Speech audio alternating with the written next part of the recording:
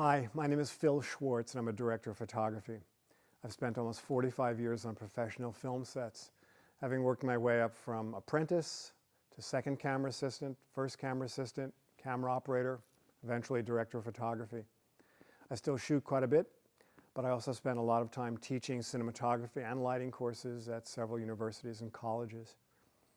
Today, I'm going to be defining for you the roles of different members of the camera department, grip department, and electrical department, and how these roles interact. I also hope to be sharing several little nuggets of knowledge that I've picked up over these many years on professional sets.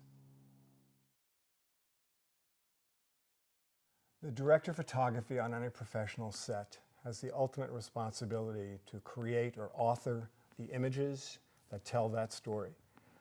We have to collaborate with the director because the director has certain images in his or her mind's eye that they want to see on the screen to tell that story. And we use tools of lighting, filtration, shot design, lens choice, composition, colors, filtration to create the images so that the audience feels and understands exactly what's going on in that scene within that film or production.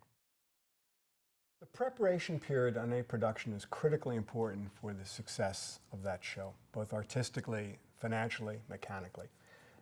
One of my favorite tasks during the prep period is to establish what I like to call a visual bridge between how I see the script and how the director sees the script. We will reference and look at still photographs, images of paintings. We're certainly going to be looking at film clips from other films, other TV shows. Anything so that we can decide that yes, that's a look that would work for our show, or that's a shot design, or that's a use of a type of lens that would be appropriate to our show, or that's a compositional style that would work well for our show. So that visual bridge is critically important. Some of the other responsibilities during the prep period will be my hiring of my crew. I'm going to be hiring my camera operator, my camera assistants, my digital imaging technician.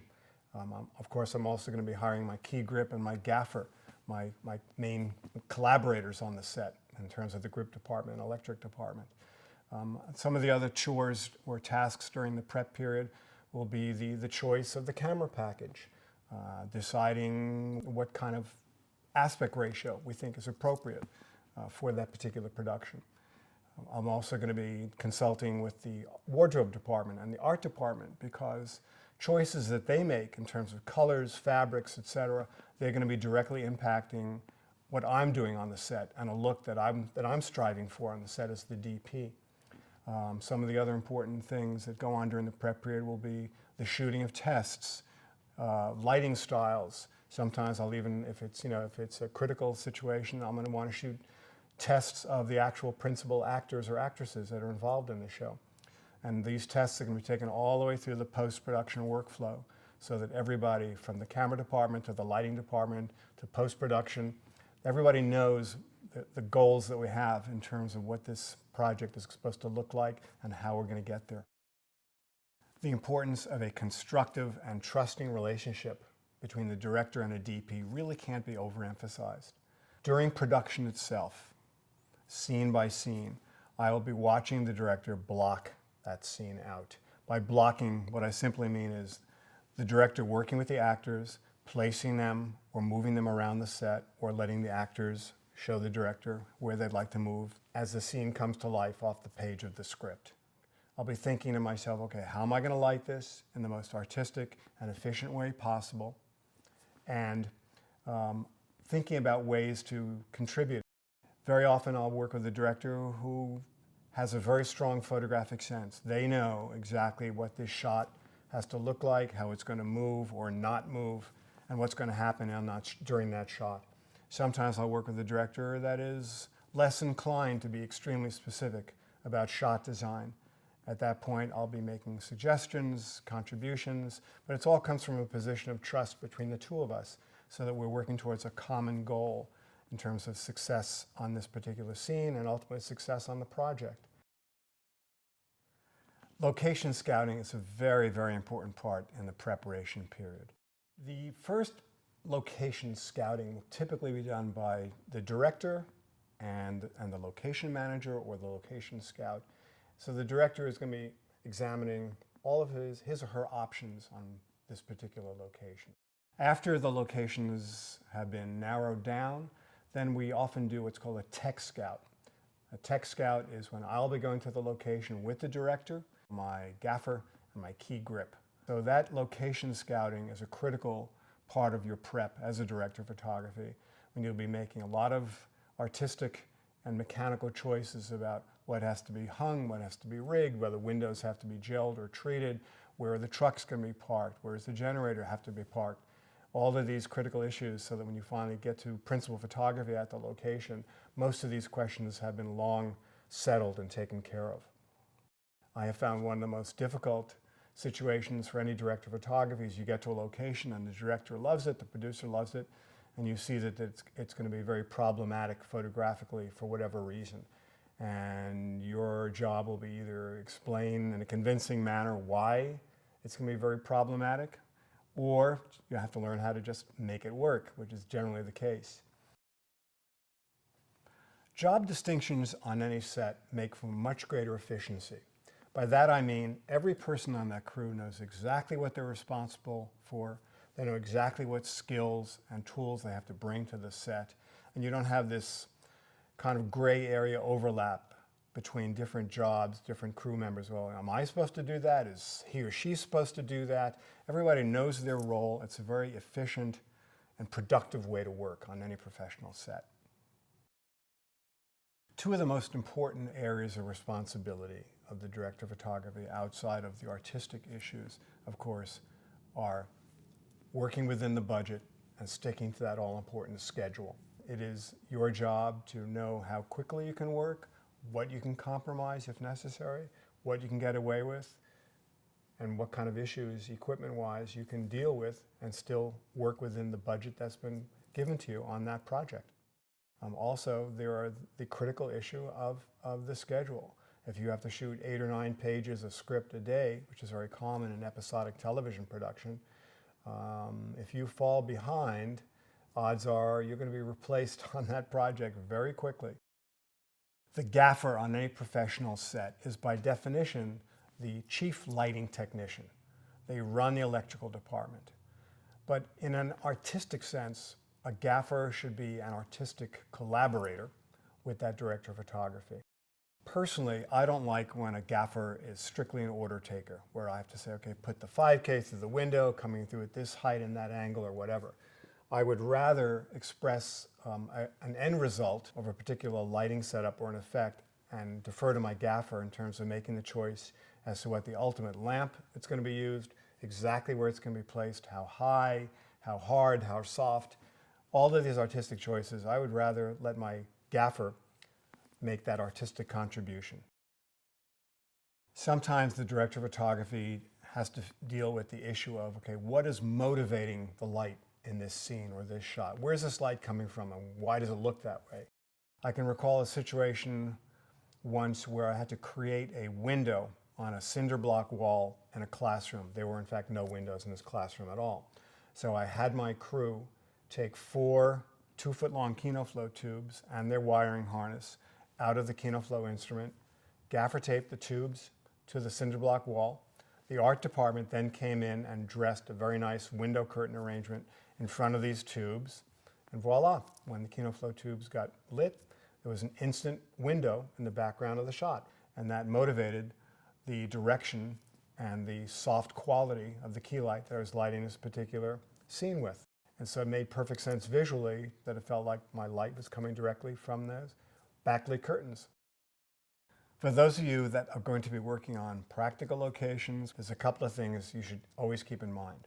When you tech scouted your location, make sure you know exactly where the circuit breaker box is and the amount of amps available with each circuit. Also, another very good rule of thumb to keep in mind is for every 1,000 watts of light that you turn on, that's going to require 10 amps.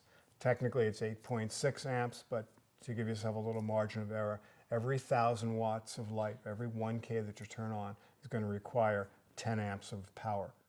In the room itself that you're working in, okay, don't assume that if you have 3 or 4 outlets in that room, that each outlet is on a separate circuit breaker, because odds are they're sharing one circuit.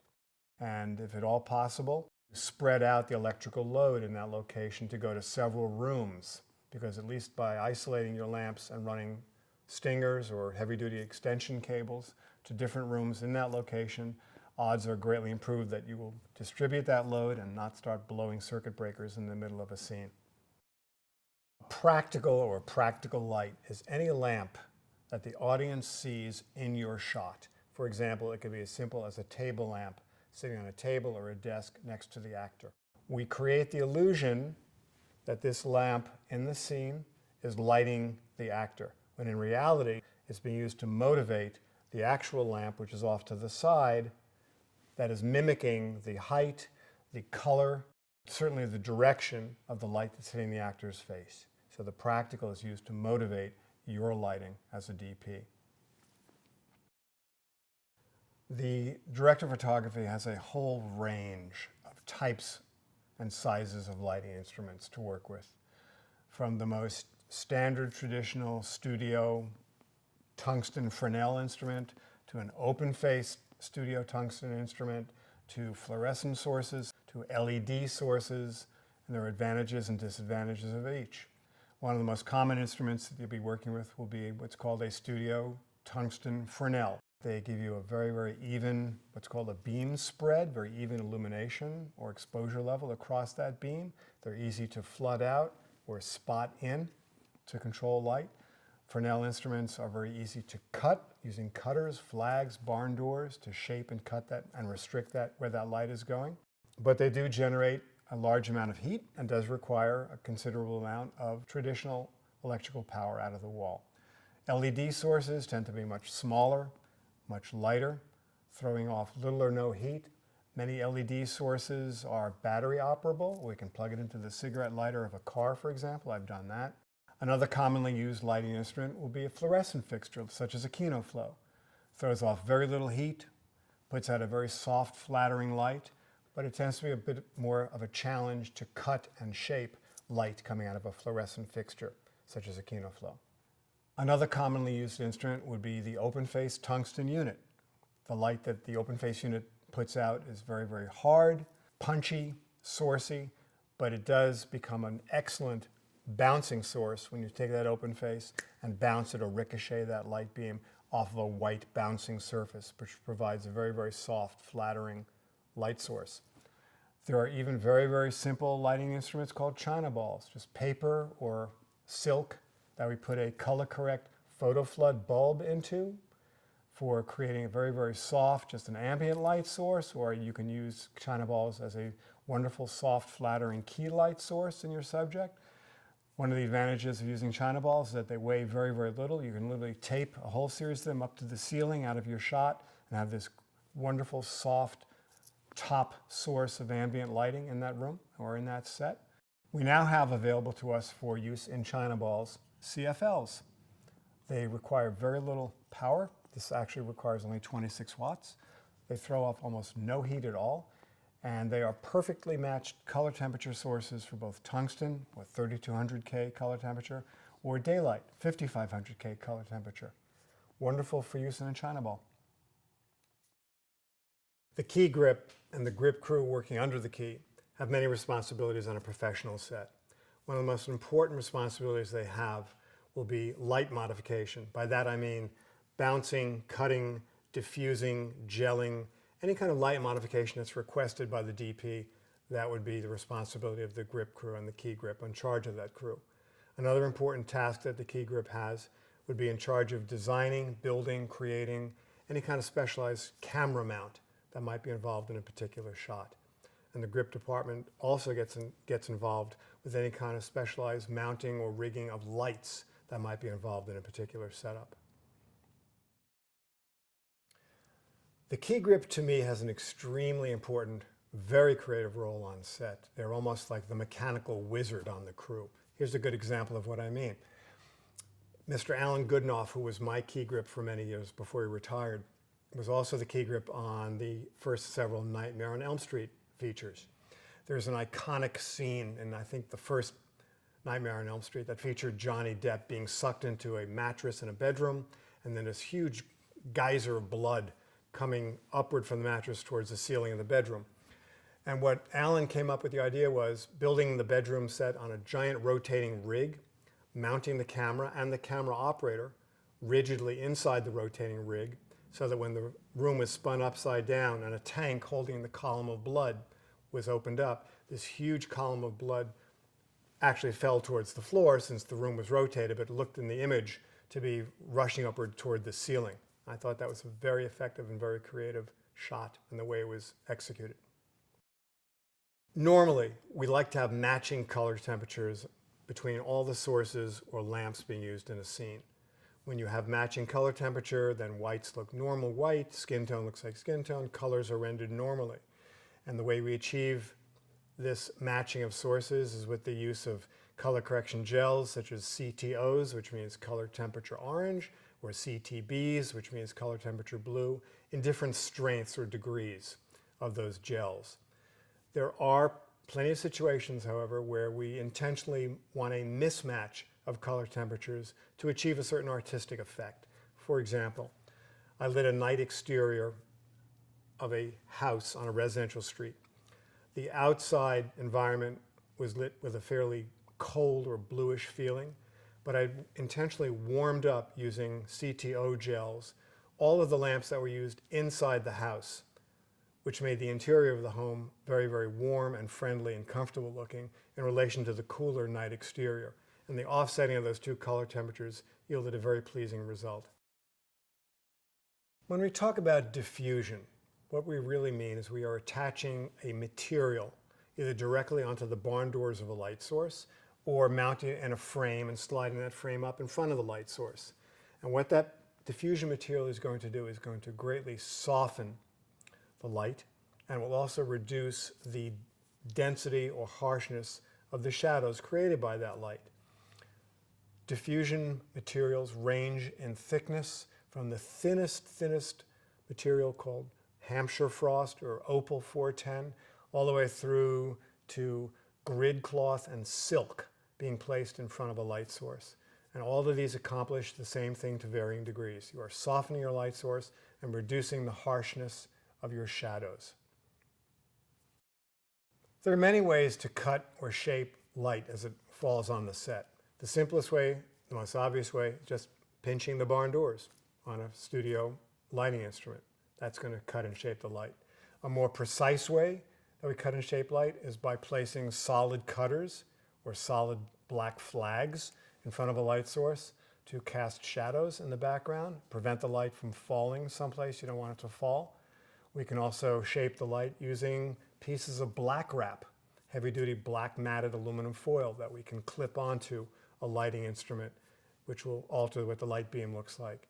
We can even use what's called a cucurulus, which has a pattern cut in it.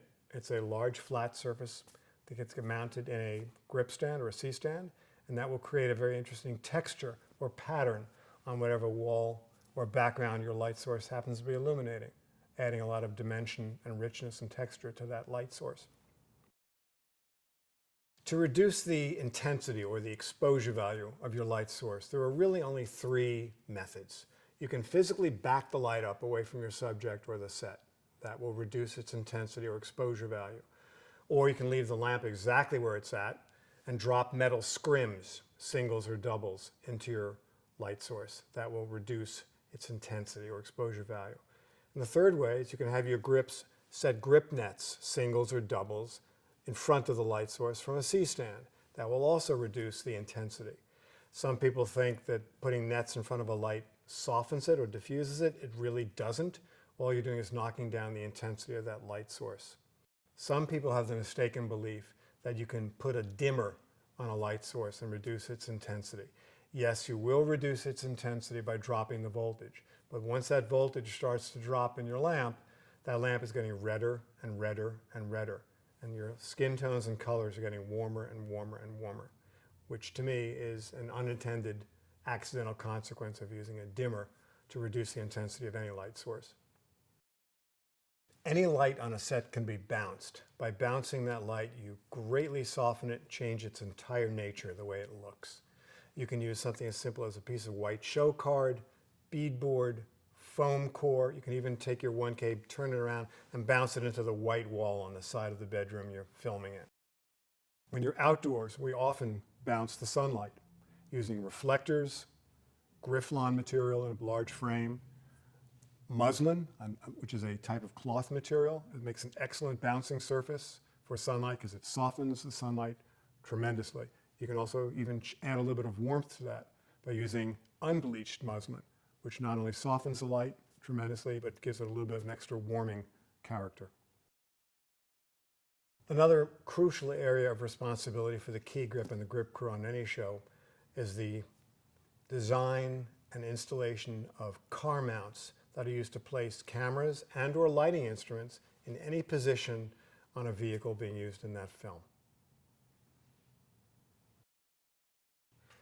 The Best Boy Grip and Best Boy Electric basically have 3 or 4 main areas of responsibility. First and foremost, they have to make sure that their department's trucks, where all the equipment is stored when it's not being used, are kept neat and organized, and that all the gear is neat and accessible and organized. If repairs have to be made, they will make sure that those repairs get done on particular pieces of equipment. They're also responsible for ordering any additional rental gear that might be needed in following days or weeks of photography. They're also responsible for ordering expendables, gels, diffusion material, any of the electrical consumables, tape, markers, whatever. Any expendables that are going to be used up by the department. And last but not least, very often the Grip Best Boy and Electric Best Boy will be called upon to do a small tech scout of an upcoming location that perhaps the DP, the key grip, and the gaffer have not as yet had a chance to see. So if there's some kind of advanced planning or pre-rigging that has to be discussed, it'll be the best boys in those 2 departments that'll be in charge of organizing that pre-rigging at that location. The first assistant camera person on a project has several important tasks. They have to know how to set up and maintain all the equipment being used on the show. They will take explicit instruction from the DP in terms of what kind of filtration is going to be used or removed from the matte box. They're setting the f-stop on the lens based on instructions from the DP. But the single most critical task that the first AC performs is pulling focus. In other words, keeping that image sharp, regardless of how the actors are moving, regardless of how the camera is moving, say on a dolly, a crane, or a Steadicam. Keeping that image sharp by constantly adjusting or pulling focus is the single most critical task of the first AC.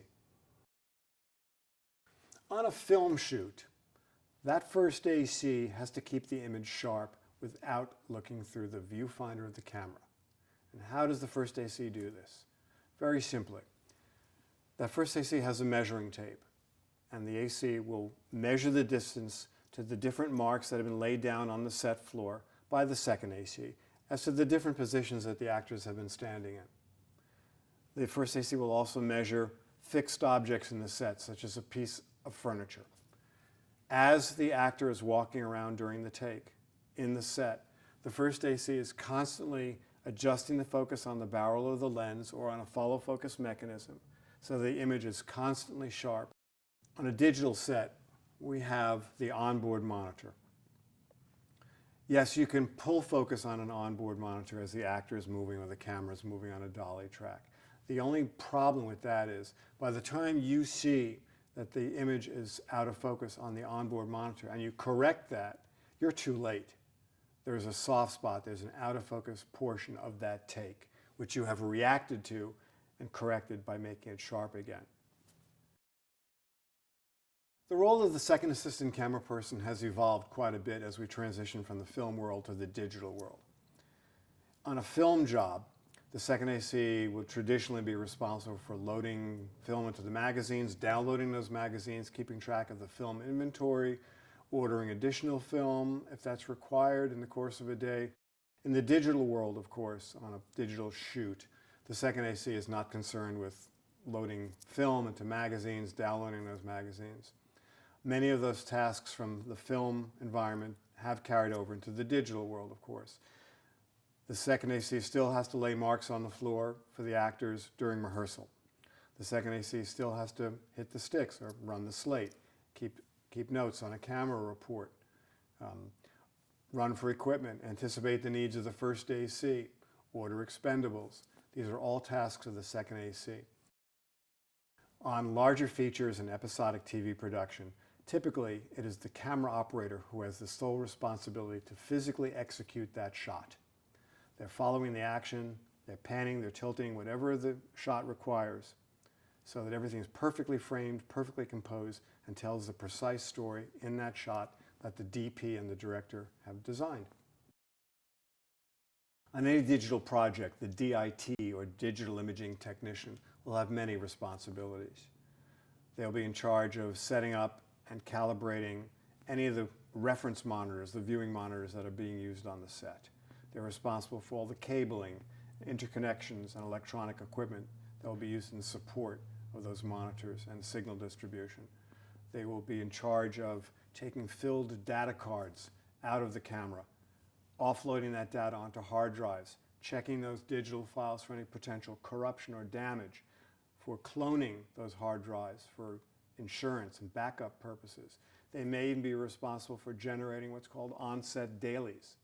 These will be lower resolution daily copies on drives or thumb drives or DVDs that will be going to editorial for editorial purposes. Another important function of the DIT is the application of the LUT, or lookup table, that has been designed by the DP in preparation of the project. The LUT is simply a packet of metadata that, when applied to the raw footage as it comes out of the camera, will give us the ability to view what may or may not be the final color-corrected look that we anticipate creating in post-production for that given scene.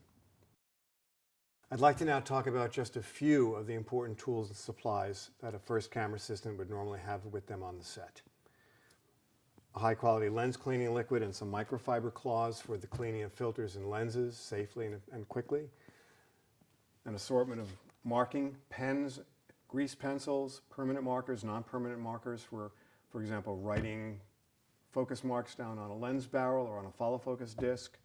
The AC is also going to want to have different colored marking tape for putting T-marks on the floor for actors as reference marks for them. One of the most important tools of all will be a high-quality measuring tape that the first AC is going to use for measuring distance from the camera to the actors, or from the camera to different reference marks out on the set, so that when the actor is moving around or the camera is moving, the first AC will be able to accurately know the exact distance to pull focus to as that actor is moving or as the camera is moving. Some dust off, just for general cleaning of the inside of a camera body. Another type of air blower called a hurricane blower. Again, for removing dirt, dust, whatever, from inside of a camera body or from the front surface of a lens. It's one of the best things, the easiest things to use.